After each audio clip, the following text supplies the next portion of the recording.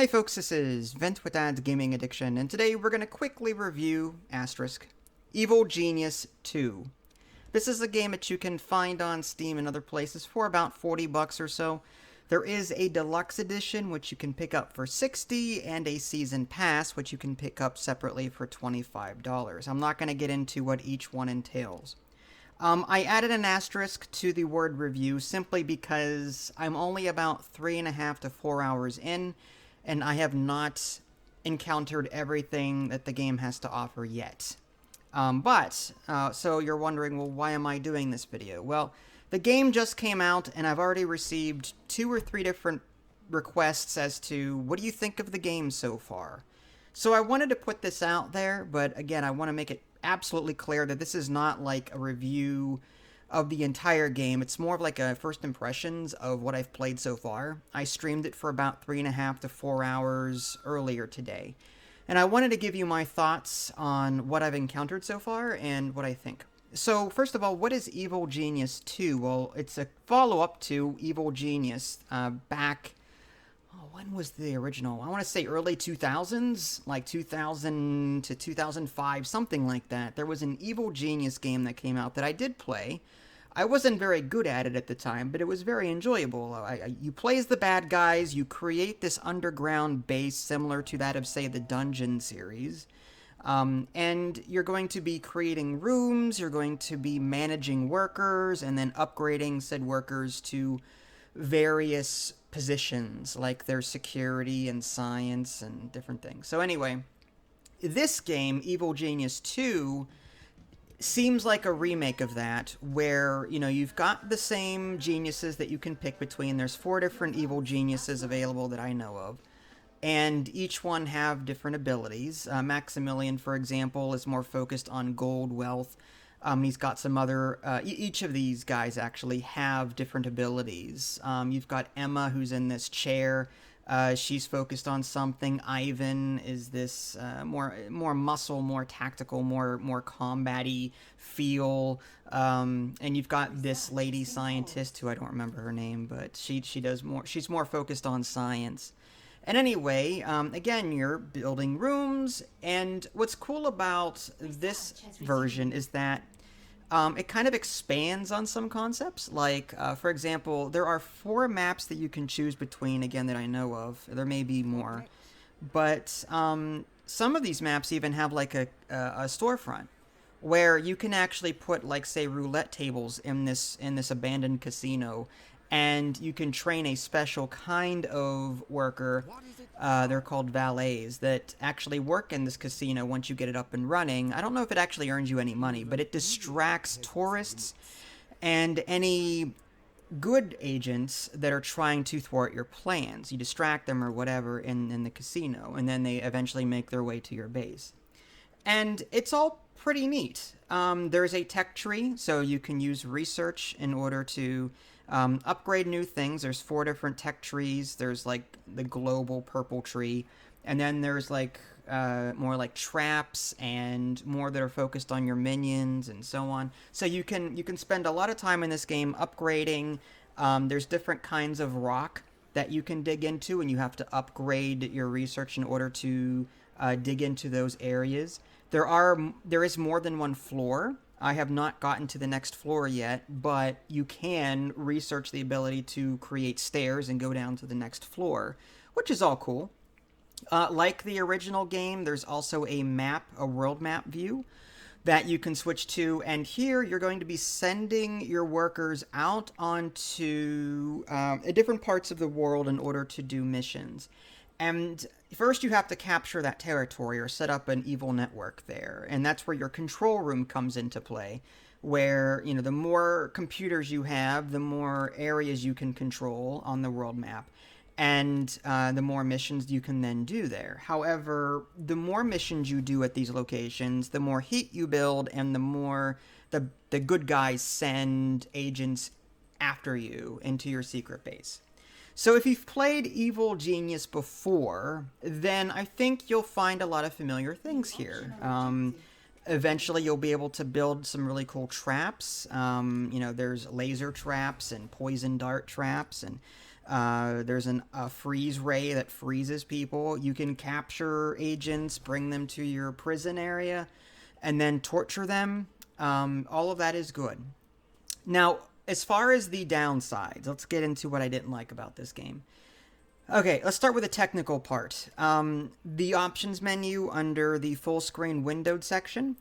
You can toggle windowed mode on, but you cannot manually select the resolution. You have to Alt-Tab, find the window edge, drag it, and then move it around. And then the game will tell you what the new resolution is under it. I'm like, well, I'm trying to make it 1600 by 900 so that I can see OBS on the other. I only have one monitor. So I usually play in windowed mode or stream in windowed mode so that I can control OBS too without having to Alt-Tab from a full screen. And 1600. So I can't set the resolution via a drop-down. I have to drag the window around until it says 1600 by 900 or as close to it as I can. That is annoying. So technically that was kind of disappointing. Also, I was trying to create a sandbox, and I didn't want to go into it. I wanted to look around in it to see what I could do, and it was a little disappointing. Like, I couldn't choose my starting money. I could not choose a lot of things. I was able to choose a map of my choice, but I didn't seem to be able to do much else. So that was disappointing. I was expecting more customization options in the sandbox, but you can choose your difficulty in the regular mode if you want to. But I was in the sandbox area, and I hit the back button to go back, and it wouldn't let me. The back button wouldn't work. And I'm saying, this is a released game, $40, and the back button on a sandbox setup doesn't work. So that's annoying. I mean, so technically, I was disappointed. There's also some quality of life things that were missing. First of all, that world map that I was talking about, where you can send... you can control parts of the world by setting up a network there, and then you send your minions out on missions. There's an area that says unused. Like, you can go on one mission per area that you control, and the world map will tell you, okay, you've got 2 available idle sections or idle regions that you could create missions for. But it doesn't zoom to those locations. I have to hover over each location that I control and go, okay, do I have any free slots here? Oh, no, I've got this reduce heat mission going on here, so it's not that one. All right, I'm going to hover over this one I control. So there's no ease of automatically zoom to the regions that are free, like an idle worker button. There's none of that. That's annoying.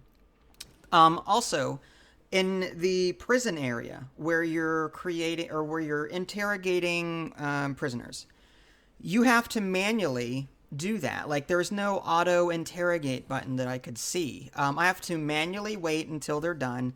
Then if I have 5 people in prison, for example, I have to wait till one's done, switch, when that one's being done interrogated and it dies, I then queue up the next one to be done, like manually. I wish there was some sort of auto interrogate button so I didn't have to manually take control of that.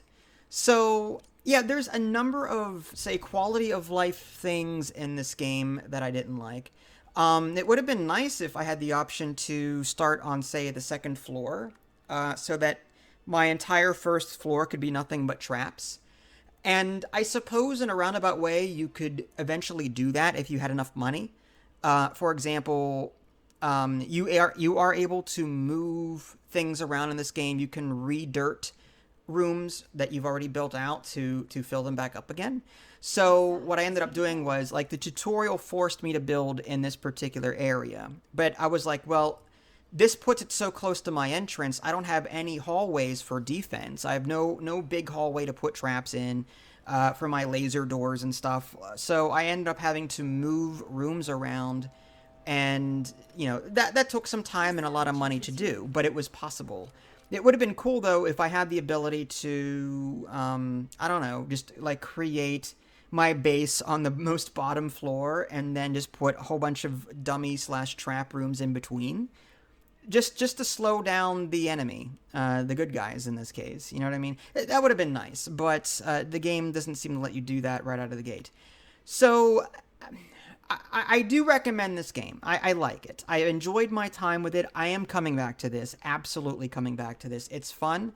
I love how the game eases you into things in the sense that, okay, here's some, there's like 8 or 9 optional quests that you can do. Typically, you just get them done just by doing your daily thing, and it's extra money that you can earn. Great. Or there's a new side mission.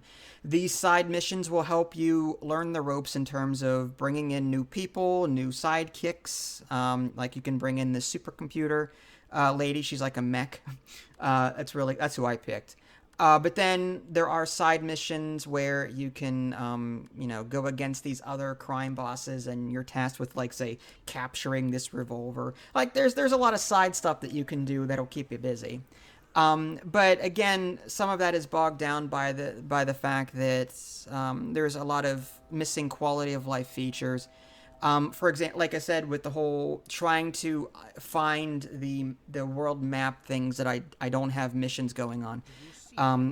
You earn money passively over time for every territory that you have a network in. So I'm like, well, why should I bother doing missions if I'm just going to earn money passively anyway? If I need a big influx of money, sure, I'll do a money mission for these regions, but I'm just going to just not do any missions and let the passive money roll in and just not build anything, let the money build up, then do something. So it's like, some of the quality of life things that aren't in the game, sort of discourage me from doing certain things, is I guess what I'm trying to say.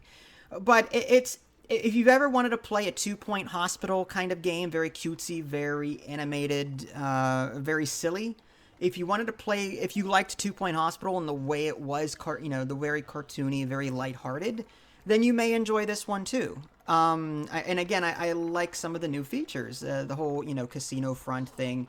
You can put a stage in, roulette tables, and some other things to slow them down, little bars.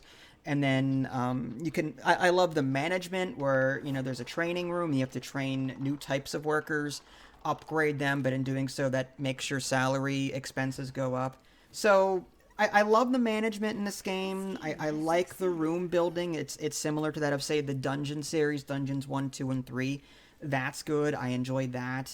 The combat was very like, a lot of it was just, okay, you can put these guard posts up, and you just hit the high alert button, and then everyone just comes out to do whatever and beats up on the agents coming into your base. Or just build a bunch of traps and let them kill them off for you. You know what I mean? You could do that. But like I said, there is a research tree, and you can unlock new things as you play. So again, this was not a full-fledged review, but I did like the graphics, the art. I liked the reimagining of the old Evil Genius game.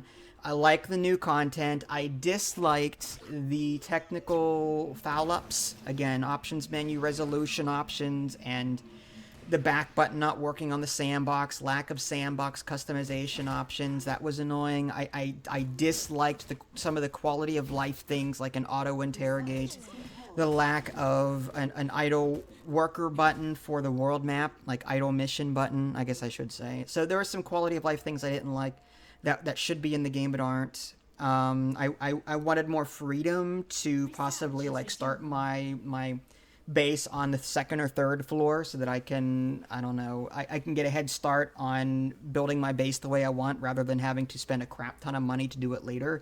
Just little things like that, just annoyances. But for the most part, the game's positives outweigh the negatives, and I do plan to come back to it and play it more. So, do I recommend this one? If you like the graphics and art style and the cutesy nature of 2-Point Hospital, if you like the room building and dungeon building of the Dungeon series, and you like the idea of choosing an evil mastermind to rule the world with which to rule the world, then you may enjoy this one. I just recommend checking out some videos first of the later game, because I have not reached that part yet, but I'm liking it so far. So there you go. I just saved you from having to watch a 3.5-hour stream that I do plan to put on YouTube shortly. But hey, I'm not going to discourage you from watching that either. If you guys haven't already subscribed to me on Twitch and YouTube, that way you can stay up to date with any new content I happen to publish. This is Vince. Thanks for watching, and I'll catch you next time.